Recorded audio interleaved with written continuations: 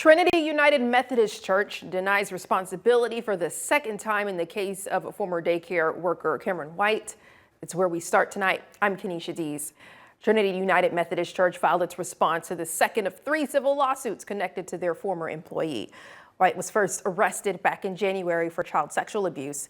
Since then, the investigation continues to grow, with more and more charges being filed, some going as far back as March of 2021. He now faces 8 felony counts, all involving children under the age of 12. White also faces 3 civil lawsuits from families representing the victims. This latest filing responds to one of those lawsuits. The church denies all major allegations, including negligence, and argues White's alleged actions happened outside the scope of his employment. The church also claims it had no prior knowledge of misconduct and exercised proper hiring and supervision at the daycare. Attorneys for Trinity UMC are also asking for a change of venue, saying heavy publicity could make it difficult to set an unbiased jury. White remains in the Madison County Jail on a $400,000 cash bond. Mr. President, did Democrats hear themselves?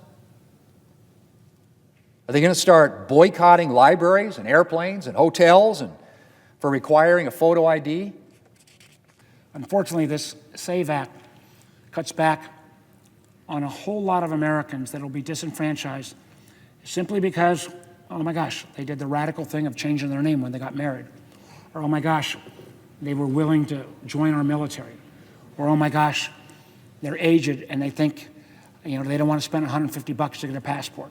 It's the baseline of the civil rights, that time period in the Voting Rights Act, that our elections would be protected only for citizens.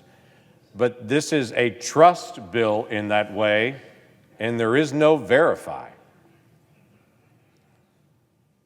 What we as Republicans have brought out of the House and brought to the floor of the Senate is not a trust bill, it's a trust and verify bill. The SAVE Act does not allow Americans to use their driver's licenses or common IDs to register to vote.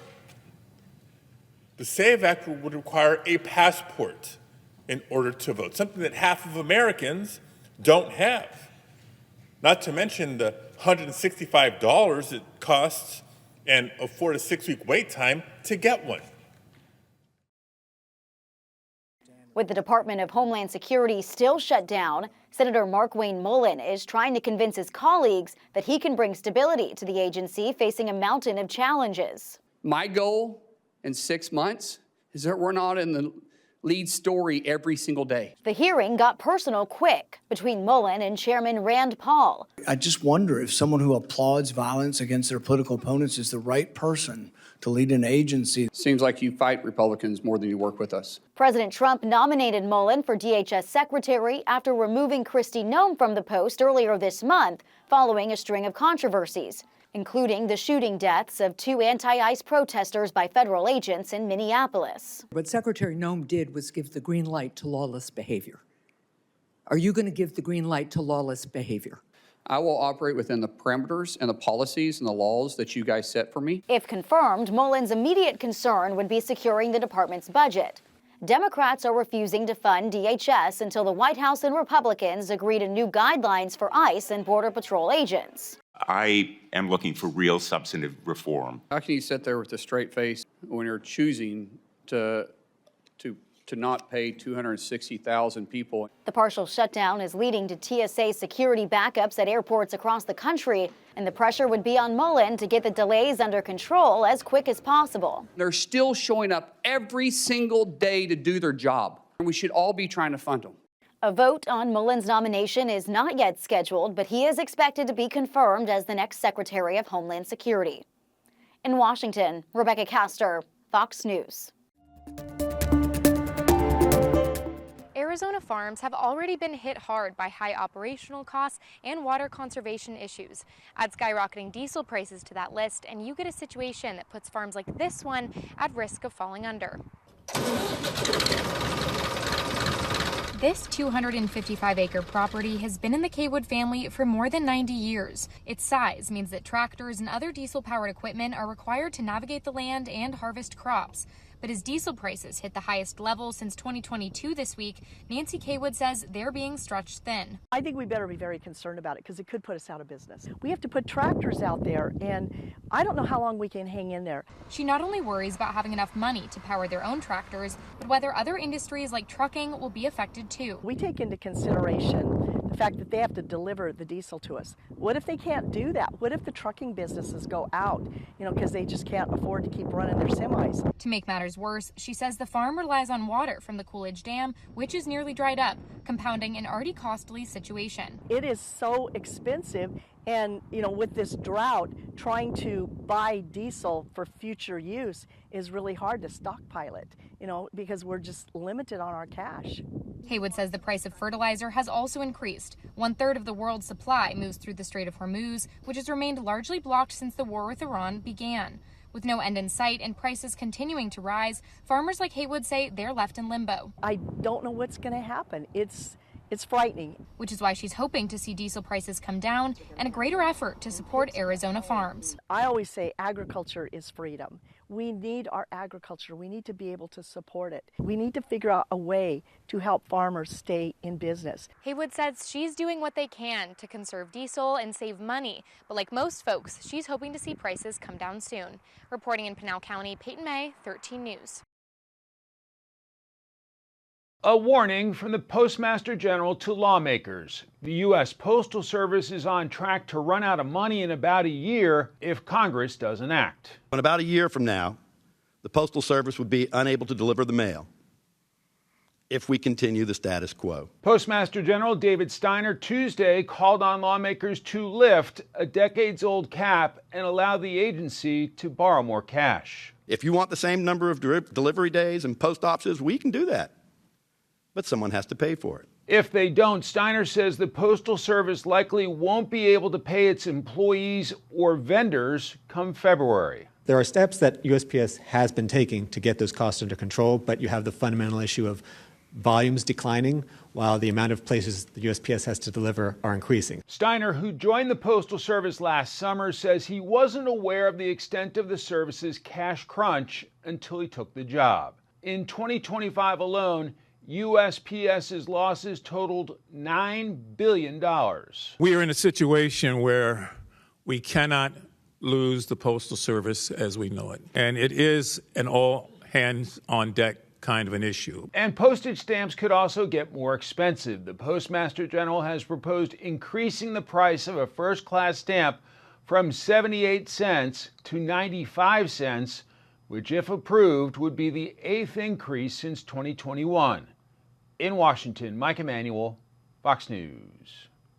So here at Harry Reid International Airport, we've actually have been very blessed with a good crew of TSA workers who have been showing up for work even during this government shutdown. A TSA union official tells Fox 5 that more workers have been calling out of work during this shutdown, saying 130 employees called out on Monday, a trend that continued Tuesday. Keep in mind, there are more than 1,000 people who work for TSA at Harry Reid Airport. He says that wait times at the airport are averaging about 46 minutes compared to the typical 10 to 15, and that more officers are being asked to work overtime. Travelers tell Fox 5 they're grateful for the TSA employees who are still showing up, even without a paycheck. It's tough, it really is. It makes it tough on everybody.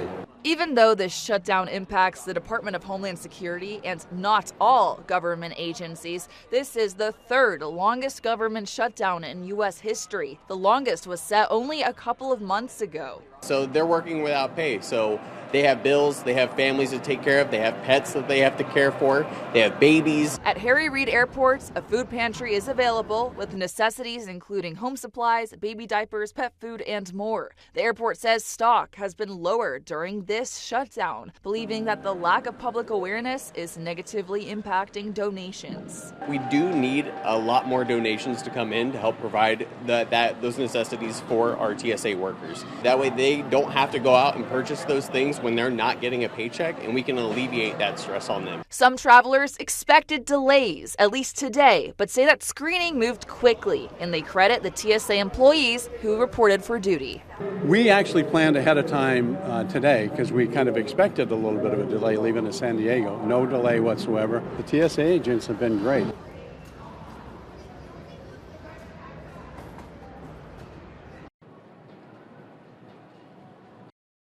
if this continues, it's not hyperbole to suggest that we may have to quite literally shut down airports. TSA's acting deputy administrator Adam Stahl told Fox News that with the government agency fully stretched, some smaller U.S. airports may be forced to shut down as the partial government shutdown drags on. TSA employees went through this just back in October, 43 days, the longest shutdown in the history of the country. And again, we're now, 30 days into this one. Ricky Smith, the general manager of Hartsfield-Jackson Atlanta International Airport, encouraged travelers to show up 3 hours ahead of their scheduled flight. We're experiencing about 36% call out for TSA employees here. He says the airport is doing what it can to help. We're giving them food vouchers. We have our concessionaire partners that are also providing meals to them. We're providing free parking. But a TSA officer in Colorado described the situation as complete chaos. A lot of them are not calling out because they're wanting to call out.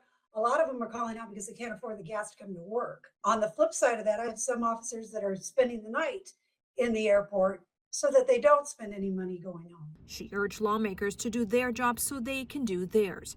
And Democratic Pennsylvania Senator John Fetterman agrees. As far as I know, I'm the only Democrat that says we got to reopen this, and it should have never happened. I'm Maribel Gonzalez reporting.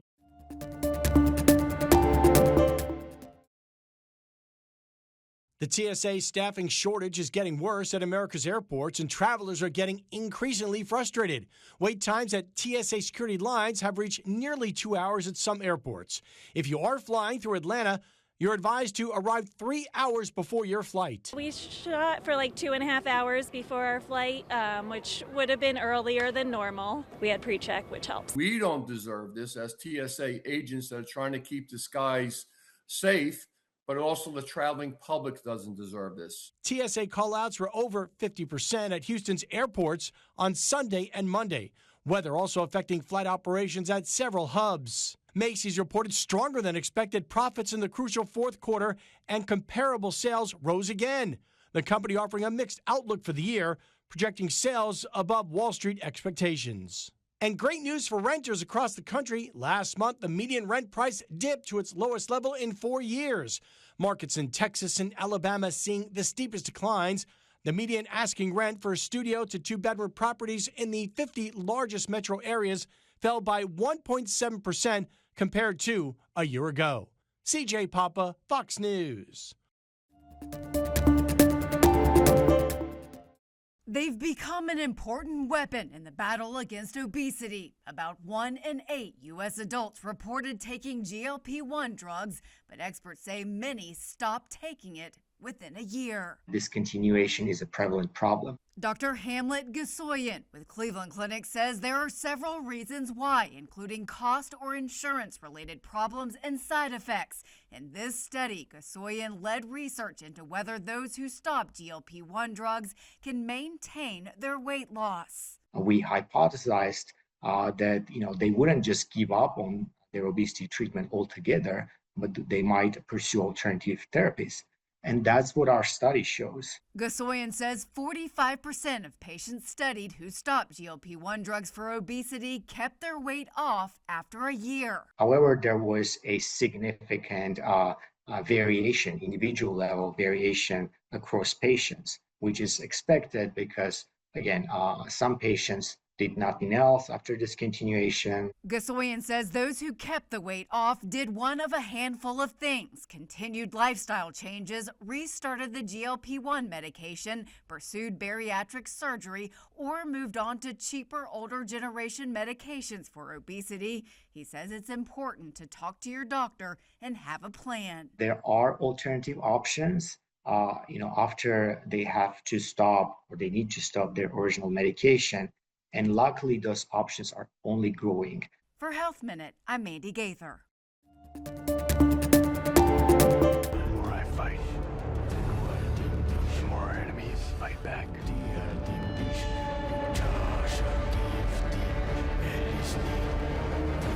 I'm doing the best I can to protect my family. Timothée Chalamet leads another all-star cast in the first teaser trailer for Dune Part 3. The film, based on Frank Herbert's novel Dune Messiah, is the conclusion of director Denis Villeneuve's epic trilogy. Dune Part 3 arrives in theaters December 18th. Мне же поручили это все снимать. Я для них, получается, пропагандист. Я люблю свою работу, но не хочу становиться пешкой режима. Ты тюрьму хотел? Ну, что вам, Евгения Владимировна, будет говорить, она будет. More people will have a chance to see the Oscar-winning documentary Mr. Nobody Against Putin. The film about a small-town Russian schoolteacher who resists Putin's propaganda machine after the invasion of Ukraine is adding more than 30 screens in North American cities. You can check whether it's playing near you at kinolorber.com. In Hollywood, I'm David Daniel. So how long have you been sleeping in your car for? 7 months. They've at least a nice ride. It's a 91 Camry. Amanda Ogle's life goes from bad to worse in tow, inspired by a true story, when the car she's living in is stolen and then towed. Ow! We found your blue Toyota Camry. I'm Amanda, you have my car. $273. I have to pay that to get my stolen car back? Fees turn hundreds into thousands, and Amanda fights back. I'd like to sue Kaplan Towing. Hi, my name's Kevin Eggers. I'm a lawyer. Her commitment, and I think in a way the fight kept her going, you know, like this commitment to the fight, and then Kevin and their kind of radically tumultuous relationship was really fascinating and fun to dive into. How old were you? 24. My car is older than you. Having the bravery to speak up for herself in that way, I think that was what was most inspiring to me. I have messed up in my life. This situation was not my fault. I need to see my kid. I've missed everything. It's about many things, but about intergenerational poverty and how do you break out of that, and how, you know, these shelters and what they provide. You can make it. I see it. But I promise you, you cannot make it alone. None of us can. She has to go on this journey thinking she can do it alone until she realizes that is going to be impossible, and then turns to the people around her, which, you know, is something we all need, right? Community. We all need community. Maybe today the system does the right thing, even for someone like me. In Hollywood, I'm David Daniel.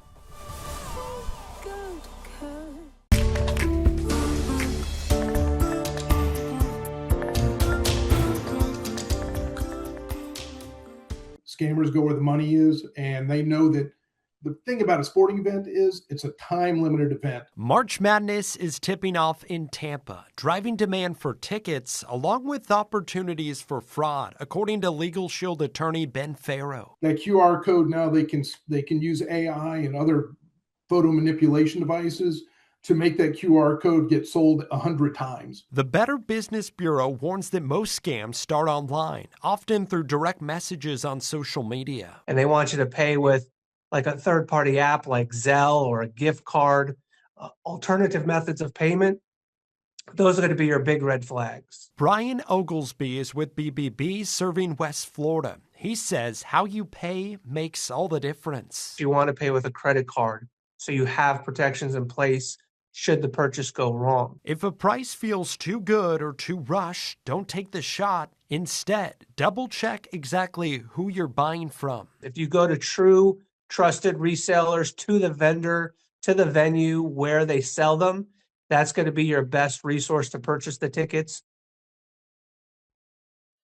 Watch a foot chase in Florida turn into a paddleboard pursuit after authorities took to the water on boards to nab a fleeing suspect. It started when Volusia County deputies were questioning a man in the Daytona Beach area when he suddenly took off, sparking a foot pursuit that went from marathon to maritime when he jumped in the nearby Halifax River. A deputy, along with a Daytona Beach shore officer, hopped on paddleboards and continued the pursuit, which ended predictably with the suspect treading water and needing some help. He was brought to shore and, according to Volusia County Sheriff's Office, is being held on a $1,500 bond, facing charges for loitering, prowling, and resisting arrest. He couldn't be reached for comment, but I must note this sprinting/swimming suspect's name, and I swear I'm not making this up, is Chase Cruz.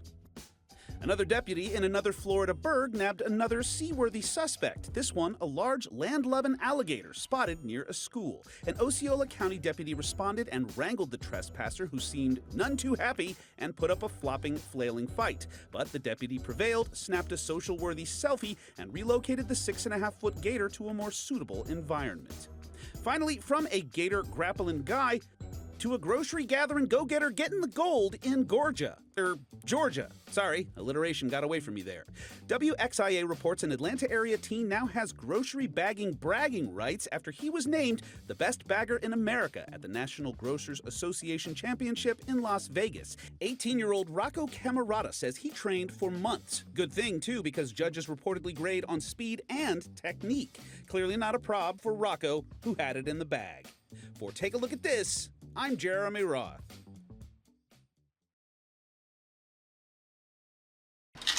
For some, it doesn't make sense. Pennies in the U.S. are slowly going away. The U.S. Mint stopped making the penny in November, and as they disappear from circulation, they're becoming increasingly harder to find. Do you carry any pennies? No. No? No, never. I don't think I've had cash in like 3 years. And with the phase-out, retailers are starting to feel the pinch. Many saying they now have fewer pennies to hand back as change. It's annoying, and you pay a little more, it just keeps showing up. You got to dig or you're leaving. I'm fine without the pennies. Round it up. And without pennies, some stores say they are resorting to rounding up or down to the nearest nickel. But when it rounds in the customer's favor, retailers say those nickels can quickly add up and cost their bottom lines a pretty penny.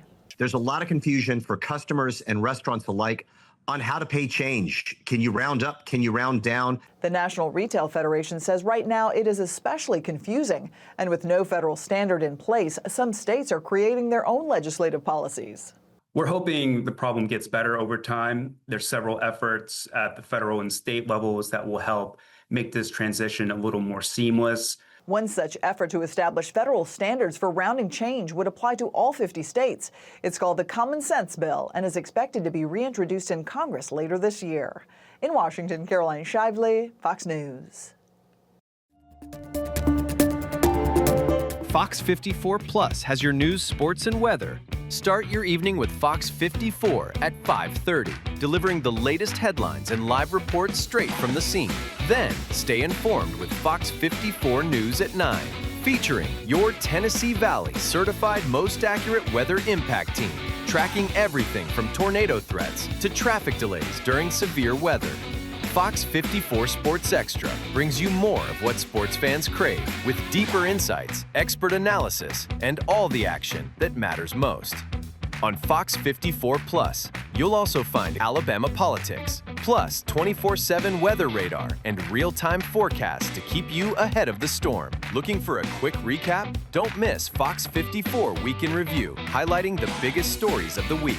Jumpstart your morning with Morning Rush. Fast-paced news updates featured with uplifting stories from across the globe. Get your entertainment fix with Getting Real, where we break down movie reviews, top 10 lists, and spotlight the newest film. Die Hard fan? Locked On Sports dives deep into the Crimson Tide, the Tigers, college rivalries, and pro action. True Crime Warrior Style? Killer Cases brings you gripping real-life stories that stick with you. Hungry for more? Cooking with Style serves up mouth-watering recipes that are easy to make and impossible to resist. From movie previews before you head to the theater with Take a Look to must-know headlines from across the region and around the world with In the News. Watch all of these shows on demand and also on the Fox 54 News app. Available on Android and iOS devices. Streaming 24/7.